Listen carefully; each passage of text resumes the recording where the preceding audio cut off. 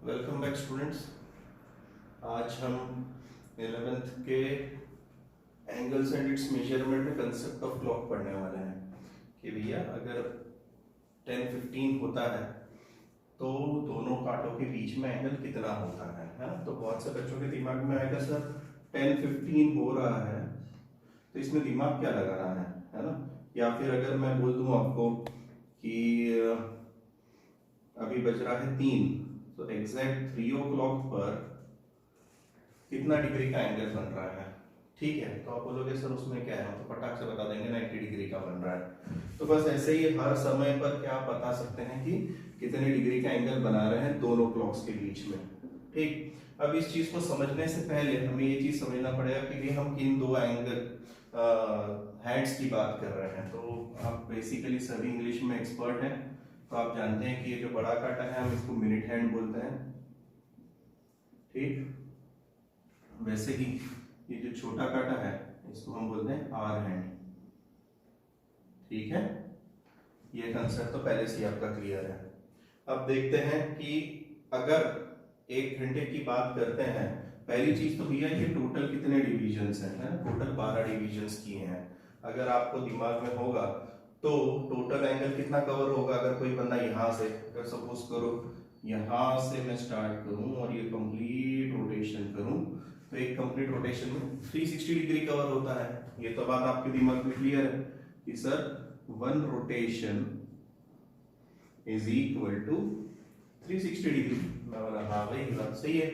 अब बात करते हैं कि अगर 1 घंटे का टाइम कंप्लीट होता है 1 आवर, ठीक है। पहले 1 घंटे की बात करेंगे। अगर 1 घंटे की बात कर रहे हैं इसका मतलब मैं किसकी बात कर रहा हूं सर, मैं 60 मिनट की बात कर रहा हूं, ठीक। तो 60 मिनट में, ठीक, 60 मिनट में आर हैंड कितना कवर करने वाला है angle, 1 hour equal to 60 minutes. और उसमें अगर मैं बात करूं कि आवर हैंड कितना डिग्री एंगल कवर करेगा, क्या कितना डिग्री कवर करेगा, तो भैया एक सीधी सी बात है कि जब 1 घंटा कंप्लीट होता है, अगर सपोज करो कि आपकी घड़ी का कांटा अगर 2 पर है तो 1 घंटे बाद वो 3 पर शिफ्ट हो जाएगा, ये तो फिक्स है। अब मैंने अभी थोड़ी देर पहले बताया था कि टोटल एक रोटेशन में 360 डिग्री होते हैं, ठीक। टोटल डिविजन्स कितने बनाए हैं, ठीक है। तो टोटल डिविजन्स है हमारे पास में, टोटल डिविजन्स है हमारे पास 12 और 1 घंटे में सॉरी एक रोटेशन में पूरा 360 डिग्री कवर कर रहा है। तो इसका मतलब एक division is equal to 360 divided by 12। इसका मतलब 30 डिग्री। मतलब सर, मतलब 12 से 1 के बीच का एंगल कितना हुआ, 30 डिग्री का हुआ, okay.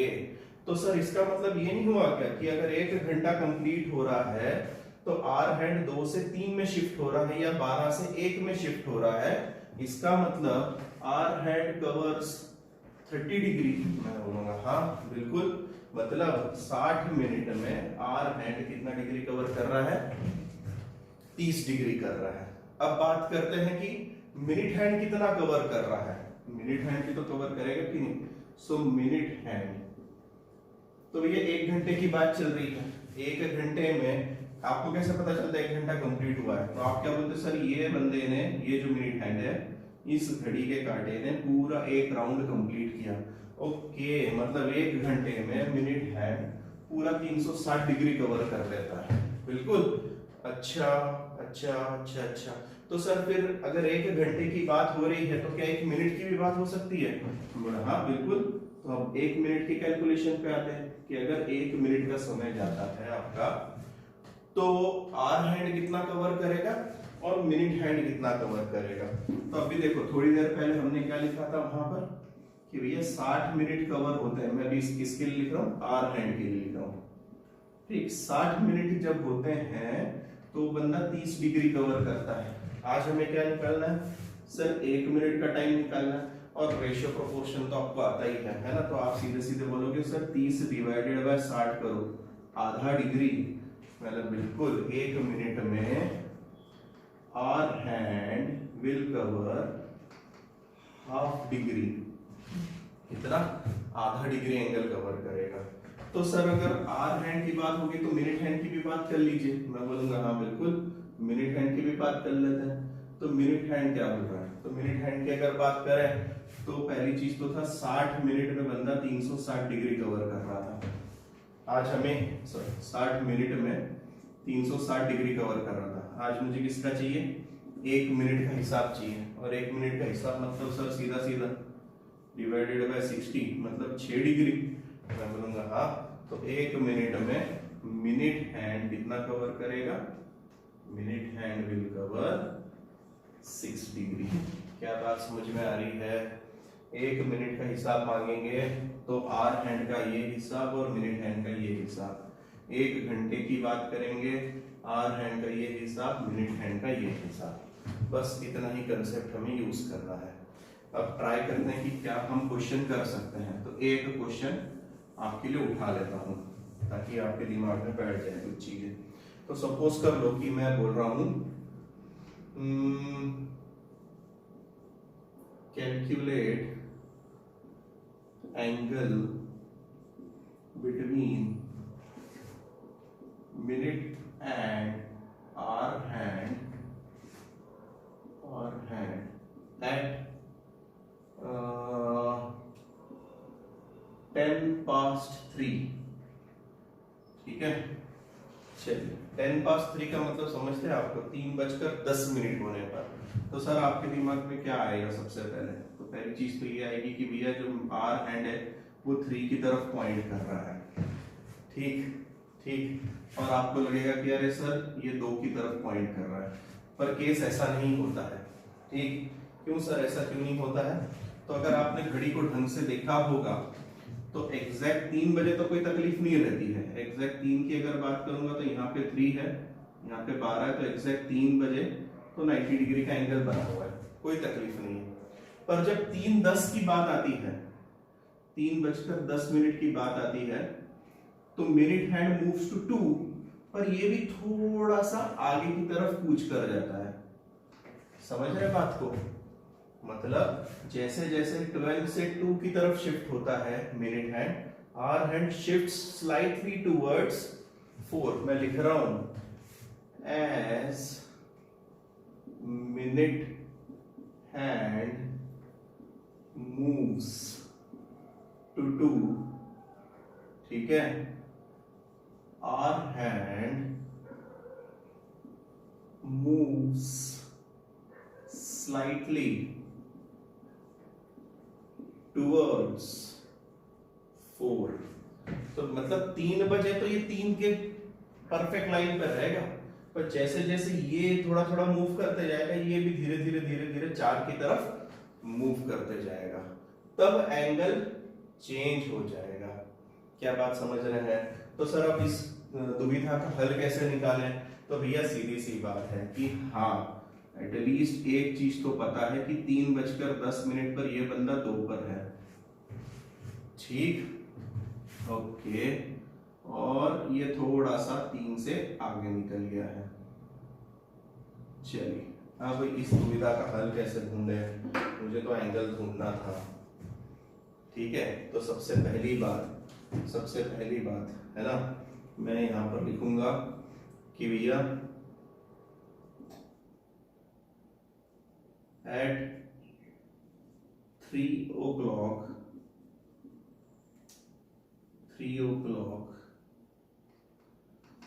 our hand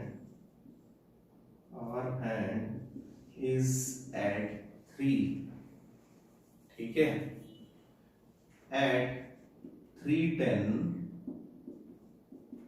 it moves towards 4 by 10 minutes। कितने मिनट से आगे बढ़ा सर, 10 मिनट से आगे बढ़ा।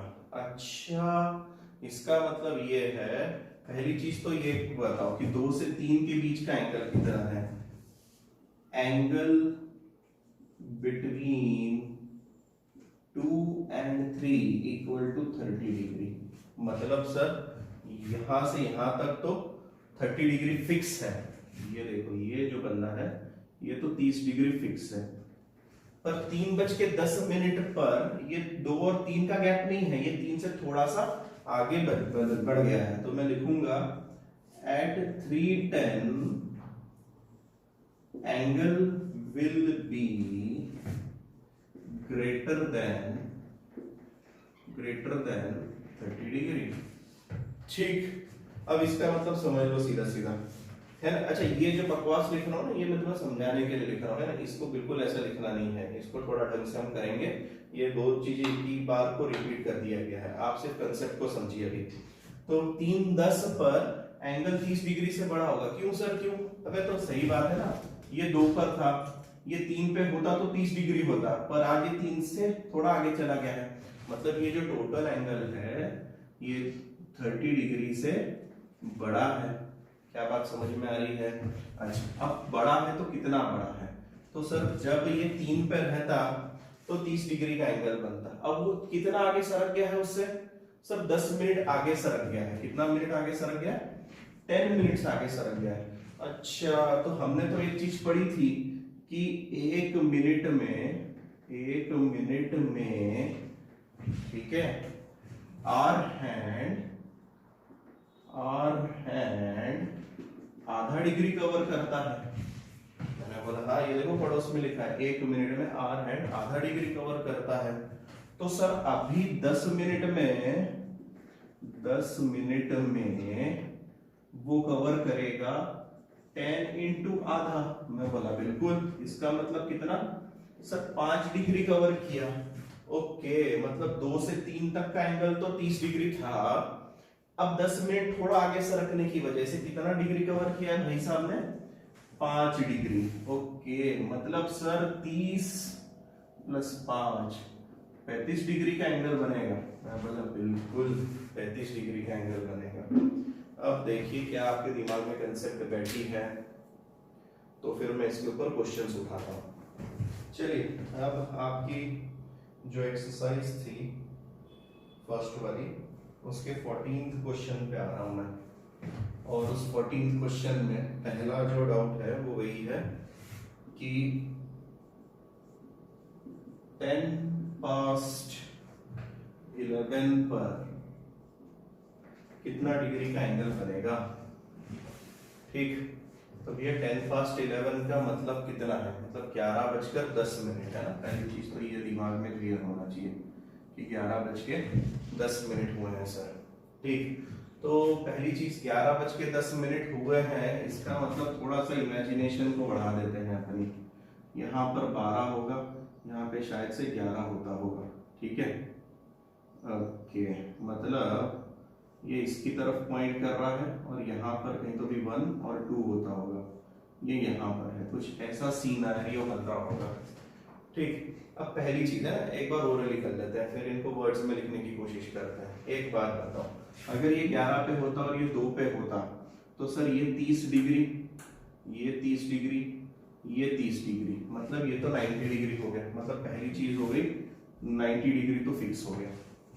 ठीक, अब बात को आगे सुनो, पर कहानी बदल गई है। कहानी में क्या बदल गया है? सर जैसे ही घड़ी का कांटा 2 पर बढ़ा है, मतलब 11:10 हुआ, ये 11 पे नहीं रहता एग्जैक्टली, ये 11 से 12 की तरफ थोड़ा सा शिफ्ट हो जाता है। क्या जाता है? 11 से 12 की तरफ थोड़ा सा शिफ्ट हो जाता है। तो अगर सपोज कर लो ये बंदा इधर शिफ्ट हो गया, तो आपका एंगल बढ़ेगा या कम होगा? क्वेश्चन दोबारा सुने, ये तो 2 पर ही है फिक्स। अभी हमने किसका एंगल निकाला था? 2 से 11 के बीच में निकाला था। पर हमें ये चीज पता है कि 11:10 पर minute hand sorry hour hand जो है वो 11 के एग्जैक्ट ऊपर नहीं होगा, वो थोड़ा सा 12 की तरफ शिफ्ट हो जाएगा। अगर वो शिफ्ट होगा तो क्या ये 90 डिग्री रहेगा? नहीं सर, 90 डिग्री नहीं रहेगा, वो थोड़ा सा कम हो जाएगा। और अगर वो कम होगा तो कितना डिग्री से कम होगा? तो मैं बोलूंगा कि कम हो रहा है तो पहली चीज माइनस करो। ठीक, कितना माइनस करना है? तो ये कितना मूव किया था सर? 10 मिनट। अच्छा, तो 10 मिनट में आर हैंड कितना कवर करेगा? 1 मिनट में कर रहा है आधा डिग्री, 10 मिनट में कितना कवर करेगा? 5 डिग्री, मतलब टोटल एंगल कितना बनेगा? 85 डिग्री। Hope it's clear. अब इसको वर्ड्स में उतारने की कोशिश करते हैं। ठीक,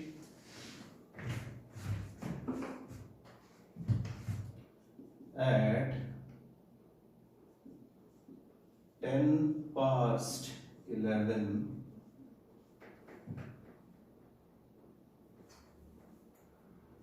angle between minute and hour hand is less than 90 degree। ठीक है, रीजन लिख देना S angle between 11 and 2 is 90 degree. पहली चीज तो 11 और 2 के बीच में 30 डिग्री 30 डिग्री 30 डिग्री, ये 90 डिग्री का एंगल है। पर एंगल आर हेड और मिनट हेड में कितना है, 90 डिग्री से कम है। ठीक है, अब एंगल कम है तो हम बताएंगे at 11:10 hour hand moves 10 minutes closer to 12। और बात सही है, एग्जैक्ट 11 बजे तो घड़ी का कांटा 11 पर रहेगा, पर 11:10 पर वो थोड़ा सा 12 की तरफ शिफ्ट हो जाएगा, closer to 12। That is hour hand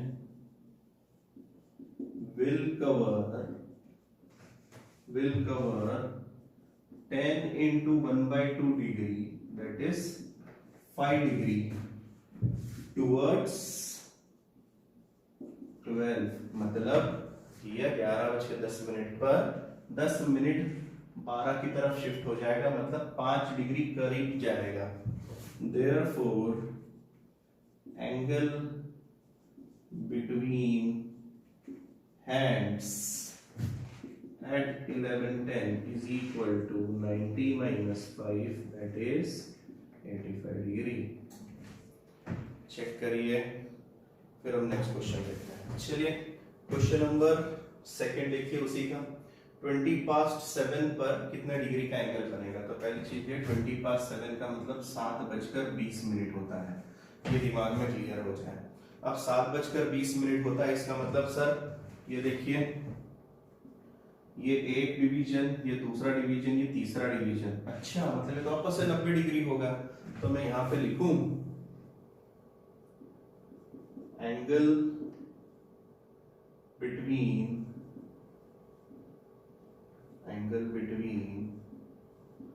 4 and 7 is 3 into 30 degree, that is 90 degree. पहली चीज, क्योंकि 3 डिवीजन्स बन रहे हैं, पहला दूसरा तीसरा, और एक डिवीजन 30 डिग्री का होता है। अब एट 7:20, ठीक है, जब 7:20 होंगे तो क्या ये घड़ी का कांटा एग्जैक्ट 7 पर होगा क्या? नहीं सर, वो 8 की तरफ थोड़ा शिफ्ट हो जाएगा। कितना शिफ्ट होगा सर? 20 मिनट शिफ्ट होगा, क्योंकि 7:20 हुआ है। तो मतलब eight 7:20 our hand moves closer to 8 by 20 minutes। Is it clear? कितना मिनट? 20 मिनट से आगे बढ़ा। So angle covered by our hand in 20 minutes, ठीक है, 20 मिनट में कितना कवर किया? तो हमें तो पता है कि आर हैंड 1 घंटे में, सर 1 मिनट में आधा डिग्री कवर करता है, तो 20 मिनट में कितना करेगा? सो 20 into 1/2 degree, that is 10 degree से आगे मूव हो गया है। अच्छा, अब एक बात वापस से बताना, जब 7 पे रहता और 4 पे रहता तो 90 डिग्री था। आज केस बदल गया है, आज ये तो 4 पर ही है, पर ये 7 पर ना होते हुए थोड़ा सा आगे शिफ्ट हो गया, और अगर वो आगे बढ़ गया है, इसका मतलब एंगल 90 डिग्री रहेगा या 90 से कम रहेगा या 90 से ज्यादा रहेगा? तो आपके दिमाग में आ जाना चाहिए कि it will be 90 greater than 90। तो मैं यहां पे लिख रहा हूं therefore angle between hands eight 720 is equal to 90 plus 10, so 100 degree का एंगल बन गया। क्लियर? ओके, अब ये क्वेश्चन क्या कह रहा है? ये बोल रहा है भैया एंगल बताओ दोनों हैंड्स के बीच में एट 5:45। सर ये 5:45 मतलब क्या 6:15 होता है क्या? नहीं सर, ये 5:45 होता है। कितना होता है? 5:45 होता है। मतलब 5:45 मतलब अभी भी 15 मिनट्स रिमेनिंग है 6 बजने में, इसका मतलब 5:45 हो रहा है। ओके, मतलब सर 5:45 हो रहा है मतलब यहाँ कहीं तो भी 5 होता होगा। मैंने बोला बिल्कुल सही बोल रहा है, तो यहाँ पे 5 होता होगा। ओके, और 5:45 का मतलब है ये जो बड़ा काटा है ये किसकी तरफ पॉइंट कर रहा होगा? 9 की तरफ। मैंने बोला हाँ भाई ये भी बात सही बोली है। तो सर 5 और 9 के बीच में 6 तो आता होगा, 7 भी आता होगा और 8 भी आता होगा। मैंने बोला हाँ भाई बिल्कुल सही बात बोली। तो सर हमने एक चीज और पढ़ी थी कि एक डिवीजन मतलब 30 डिग्री। मैंने सही, तो ये 30, ये 30, 30, 30, 1 2 3 4, तो मतलब सर 120 डिग्री। मैं बोला हाँ बिल्कुल।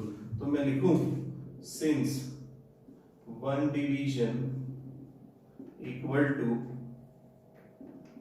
30 degree, therefore angle between 5 and 9 is equal to 30 into 4, that is 120 degree. पहला काम ये कंप्लीट किया। पर क्या 5:45 पे किस्सा यही रहेगा?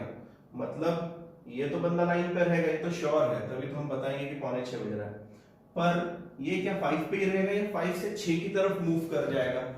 तो सर 6 की तरफ मूव कर जाएगा। तो मैं लिख रहा हूं यहां पे at 5:45 angle will be less than 120। क्यों सर, क्यों कम क्यों होगा? अबे तो सही बात है ना, ये थोड़ा सा क्या करेगा 6 की तरफ जाएगा, और अगर 5 पे रहता और 9 पे रहता तो 120 था, और अब ये 5 पे ना रहते हुए थोड़ा सा 6 की तरफ मूव कर गया है, इसीलिए एंगल जो रहेगा 120 डिग्री से कम रहेगा। पहली चीज। अच्छा 120 डिग्री से कम है तो क्यों कम है? As hour hand moves 45 minutes closer to 6। क्या बात सही है? तो 45 मिनट से आवर हैंड मूव कर गया है, that is angle covered by hour hand equal to, तो भैया एक बार वापस से 1 मिनट में आवर हैंड आधा डिग्री कवर करता है। आज तो 45 मिनट आगे बढ़ गया है, तो मैं लिख सकता हूं यहां पर कि अगर भाई तू 45 मिनट्स आगे बढ़ा है मतलब तूने कितना कवर किया? तो 45 इंटू 1/2 से कवर किया है। ठीक है, अब आप इसको डिवाइड कर लीजिए, तो आपको तो पता है 22.5 आने वाला है, तो लिख दो 22.5 डिग्री। ठीक, मतलब जो 120 में से हमें कितना माइनस करना पड़ेगा? 22.5। मतलब लिख दूं therefore angle at 5:45 is equal to 120 degree minus 22.5 degree. सही है, चलिए माइनस कर लीजिए, आंसर लिख लीजिए, ये आपका काम है। चलिए अब नया कंसेप्ट एरिया ऑफ सेक्टर। ठीक, तो पूछना चाहता है कि भैया एरिया ऑफ सेक्टर कितना निकाल पाएंगे अगर मैंने आपको दे दिया कि यहाँ पर थीटा डिग्री का एंगल बन रहा है। ठीक है, थीटा रेडियंस का एंगल बन रहा है। एक चीज इंपॉर्टेंट है ना, इन रेडियंस। ठीक है, अभी हमने रेडियंस पढ़ लिया है फर्स्ट एक्सरसाइज में। तो अगर सेंट्रल एंगल, इसको क्या बोलते हैं? Central angle. अगर एंगल रेडियंस में है तो ये जो एरिया कवर किया है सेक्टर में, सेक्टर आप जानते हैं वो पिज्जा का टुकड़ा निकालता है ना, उसको सेक्टर बोलते हैं, तो उस सेक्टर का एरिया कितना रहेगा। तो भैया पहली चीज तो ये है कि अगर सर्कल का पूरा एरिया पकड़ूं मतलब पाई आर स्क्वायर, तो कितने डिग्री का एंगल बनता है सर? सर 360 डिग्री का एंगल बनता है, पर मुझे किसमें चाहिए? रेडियंस में चाहिए। तो मैं बोलूंगा इसका मतलब pi r square is equal to 2 pi radian, सही है ना? Pi r square is equal to 2 pi radian. अब मैं किसकी बात कर रहा हूं? अब मैं बात कर रहा हूं थीटा की। मतलब सर इसको थोड़ा ढंग से लिखते हैं, इधर एंगल और इधर एरिया। अगर 2 पाई रेडियन होता है तो एरिया होता है पाई आर स्क्वायर। आज वो कितना है? थीटा है, तो थीटा होने पर कितना होगा? तो आपको तो रेशियो प्रोपोर्शन आता ही है, ठीक है। हमें सिर्फ एरिया ऑफ सेक्टर निकालना है। अगर इसका नाम मैं ए दे दूं तो चलेगा x की जगह पे, ताकि और अच्छा हो जाएगा, हमारा फॉर्मूला डायरेक्ट बन जाएगा। तो इसका सीधा सीधा मतलब ये होगा एरिया इज इक्वल टू, आपको तो पता ही है मल्टीप्लाई होगा और ये अपॉन में जाएगा, मतलब theta into pi r square upon में 2 पाई। सर यहाँ पे क्या क्या कर गए? Okay, so area of sector is equal to theta r square by 2। चलिए अब एरिया ऑफ सेक्टर निकाल लिया था। अगर आपने पिछला थ्योरम ढंग से देखा होगा तो एरिया ऑफ सेक्टर आया था 1/2 आर स्क्वायर थीटा, ठीक। अब हमसे पूछ रहा है आर्क लेंथ। अब आर्क लेंथ क्या बना होती है सर, है ना? तो आर्क लेंथ का मतलब होता है ये वाला पार्ट, कि अगर आपने इसके ऊपर रस्सी लगाई, ठीक है, तो अगर बीच वाला एंगल, इसको हम क्या बोलते हैं? Central angle. मैं वापस से बता रहा हूं, central angle.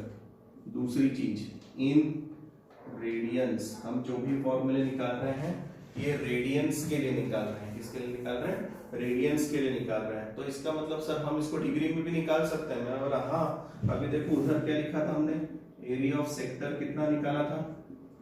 Half r square theta. पर थीटा किसमें था जरा बताना मेरे को?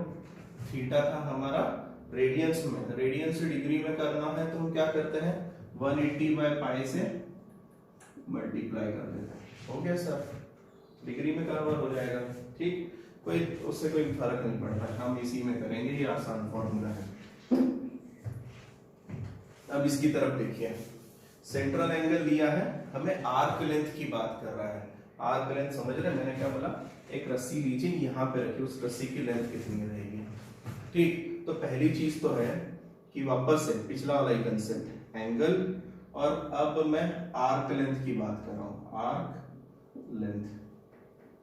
अगर मान लीजिए पूरा 360 डिग्री का कवर हो जाए, 360 डिग्री मतलब शायद से 2 पाई होता है। कितना होता है? 2 पाई रेडियंस में। अगेन मैं याद दिला रहा हूं, रेडियंस है इसीलिए 360 degree is equal to 2 pi radians, ठीक है। जिन्हें नहीं पता पिछले वीडियोस प्लीज ढंग से देख लें।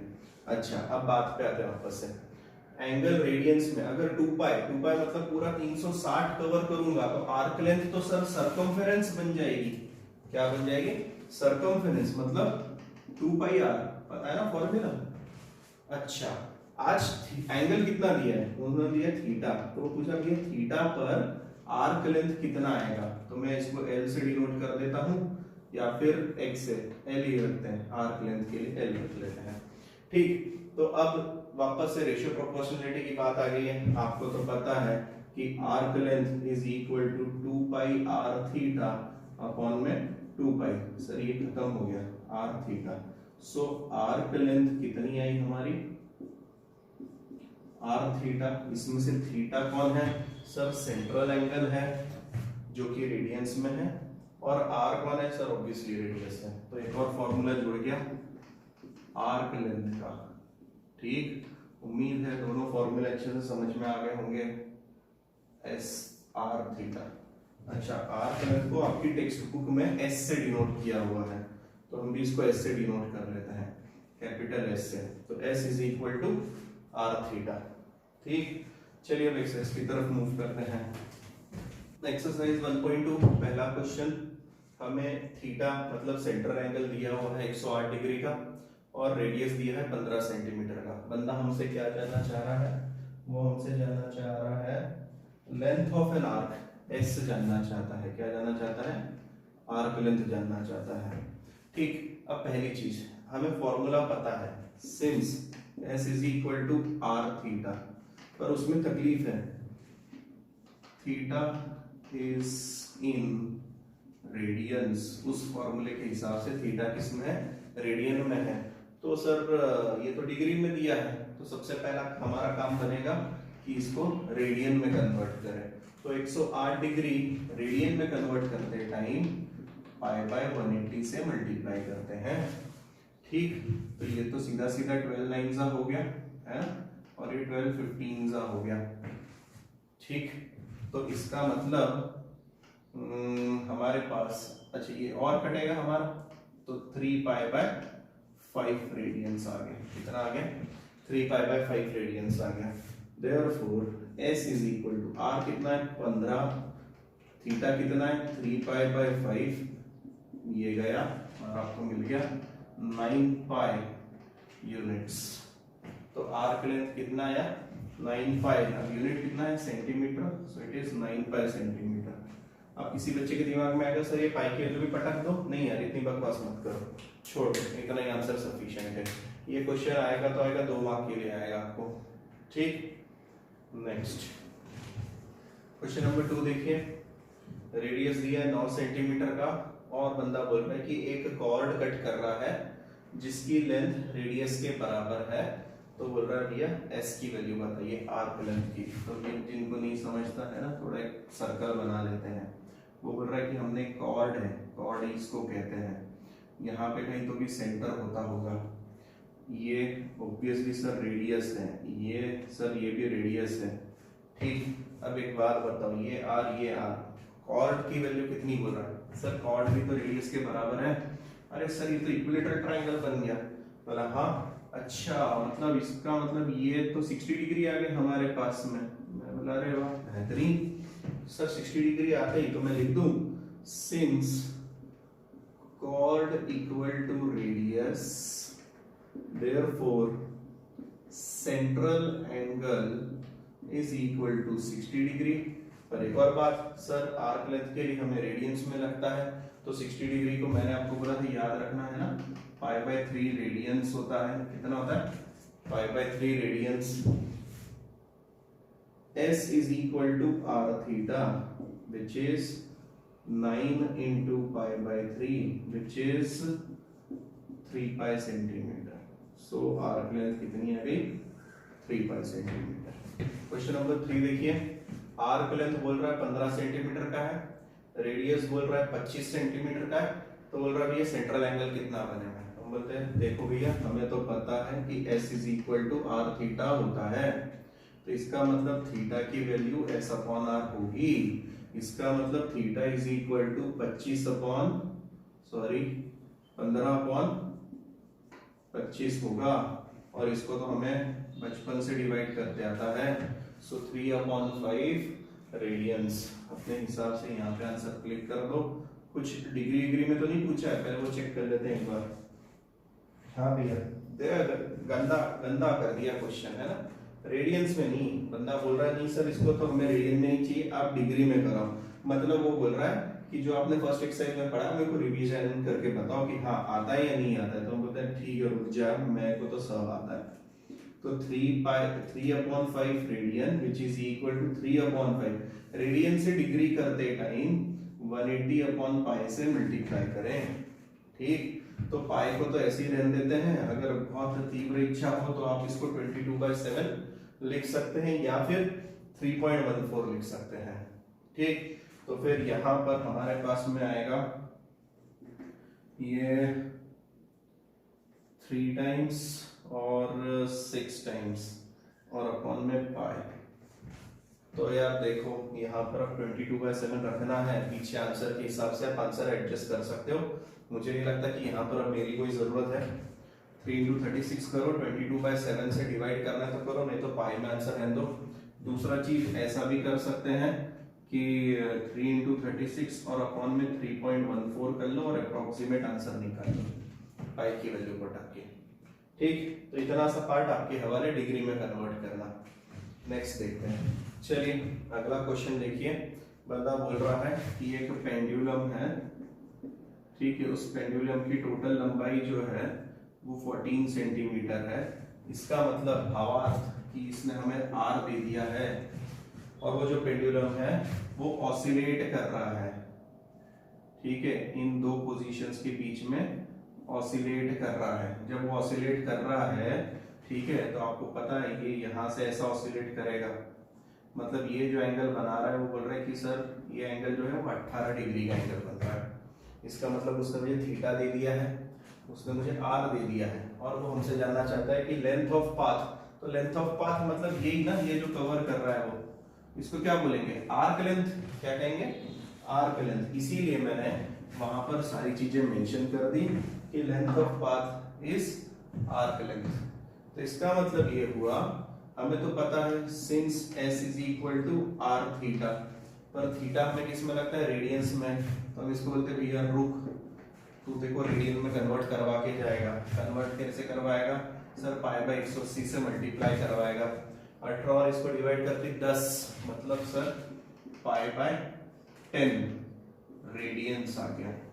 ठीक, अब s is equal to r theta होता है, therefore s is equal to 14 into pi by 10 हो गया, तो 7 pi by 5 centimetre final. Question अगर फिर देखिए क्या कह रहा है, वो कह रहा है कि लेंथ, जो दो आर्क की लेंथ है वो सेम है। तो मैंने बोला भैया दो आर्क्स के बारे में बात कर रहा है, तो पहली चीज मान लेते हैं, let length of two arcs be s1 and s2, first thing. अब आगे क्वेश्चन के मुताबिक दोनों आर्कों की लेंथ सेम है, तो s1 is equal to s2। आगे कह रहा है थीटा 1 जो है वो 60 डिग्री है, थीटा जो है, थीटा 2 जो है 75 डिग्री है, और वो हमसे जानना चाहता है r1 अपॉन r2 कितना आने वाला है। क्या जानना चाहता है, r1 अपॉन r2 कितना आता है। तो देखो पहली चीज तो हमें पता है कि थीटा 1 और थीटा 2 रेडियंस में है, रेडियंस में मैं अभी कन्वर्ट नहीं कर रहा हूँ, कारण बताऊंगा। पहली चीज हमें क्या बोल रहा है, s1 is equal to r1 theta 1, formula पता है, s2 is equal to r2 theta 2, ठीक है, that is r1 theta 1 is equal to r2 theta 2 है। सर ये क्यों, अरे देखो ना ये दोनों बराबर है, तो इधर वाले भी दोनों बराबर होंगे, इसका मतलब r1 theta 1 equal to r2 theta 2। मुझे क्या चाहिए सर, r1 अपॉन r2 चाहिए, इसका मतलब it is equal to theta 2 upon theta 1, सही है। अब थीटा 2 कितना है, theta 2 is 75 degree, 75 degree upon में 60 डिग्री, सही है। अब देखते हैं बात को। अब सुनो, मैंने रेडियंस में क्यों नहीं कन्वर्ट किया, क्योंकि सर देखो अगर मैं 75 डिग्री को रेडियन में करता तो मुझे करना पड़ता पाई बाय 180 से मल्टीप्लाई, और अगर मैं 60 डिग्री को कन्वर्ट करता तो करना पड़ता पाई बाय 180 से मल्टीप्लाई। तो मैंने लगता है ये दोनों चीजें तो कट हो जाएंगी and it will be the same thing. इसीलिए रेशियो में ये चीज करो ना करो एक ही जैसा है, ठीक।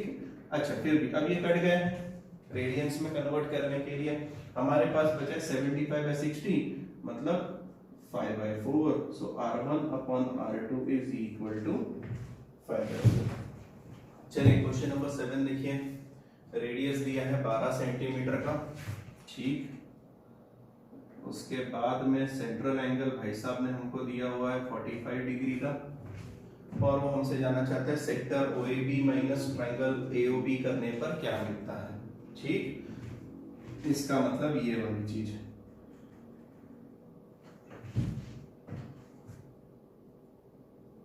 ठीक है। चलिए अब इसको सॉल्व कैसे किया जा सकता है, तो सबसे पहले तो एरिया ऑफ सेक्टर निकालना हमारे लिए आसान चीज है।